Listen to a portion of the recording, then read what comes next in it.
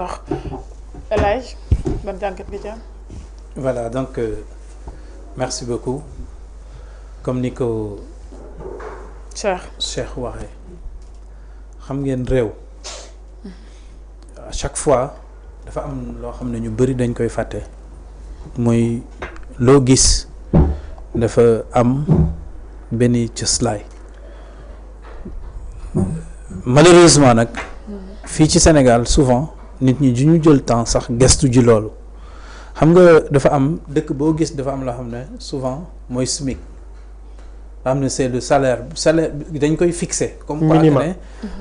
salaire la boo xam ne dañ considérer ne képp koo xam ne yaa ngi koy engagé waroo mën a wàcc ci montant bi mais loolu nag day dépendre aussi ci secteur d'activité yi mais de manière générale dañuy wax comme par exemple fi nga xam ne foofu la war a mën a tàmbalee et loolu aussi c'est très important parce que tey réalité bi nga xam ne aussi moom moo nekk Sénégal am na tey ñoo xam ne on a un peu ce complexe ne diw de mbindaan la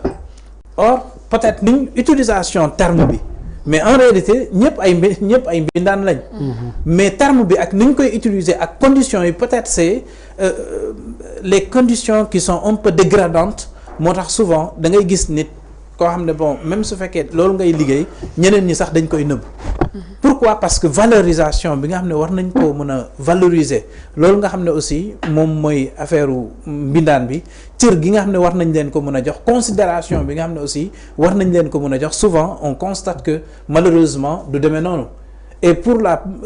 xam nga déjà au niveau du su fekkee fii Sénégal tane na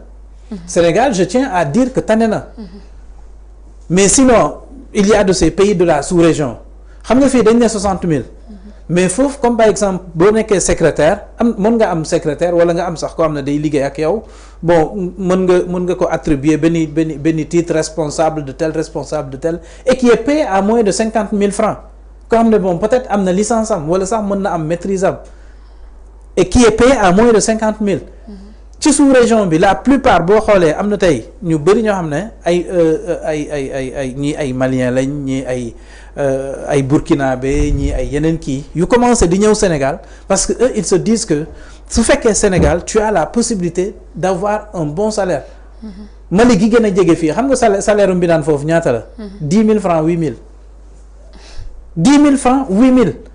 léegi soo gisee comme ay koo xam ne comme suñ ne diw def ko tel mbindaan dañ ko fayam baax na nuñ koy def parce que day am 12 500 mais mënoo dépasser 15 000 francs dans la ci sous-région bi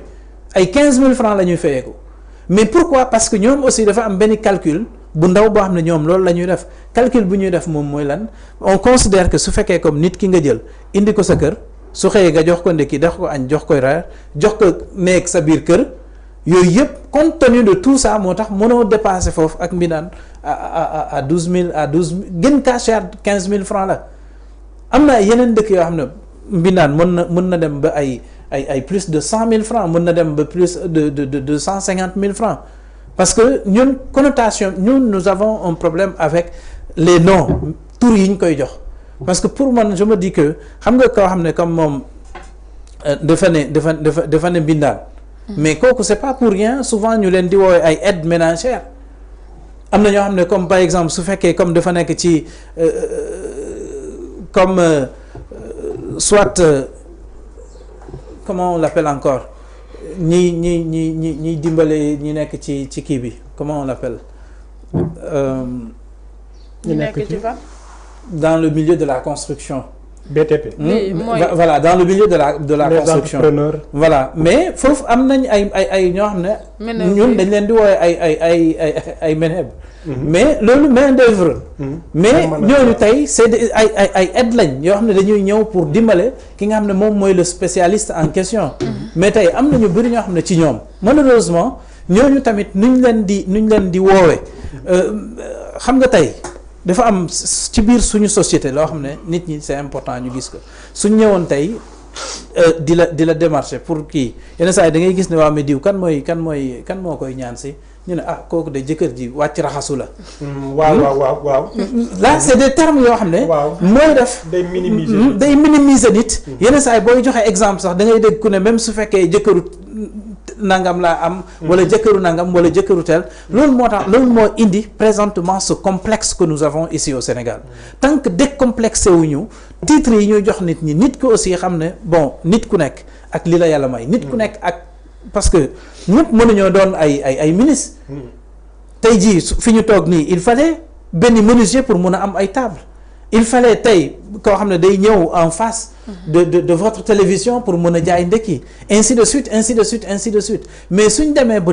dénaturaliser certains termes loolu mooy indi le complexe d'infériorité que nous avons c'est ça qui fait que tey da ngay gis ko xam ne comme suy liggéey mais suy dem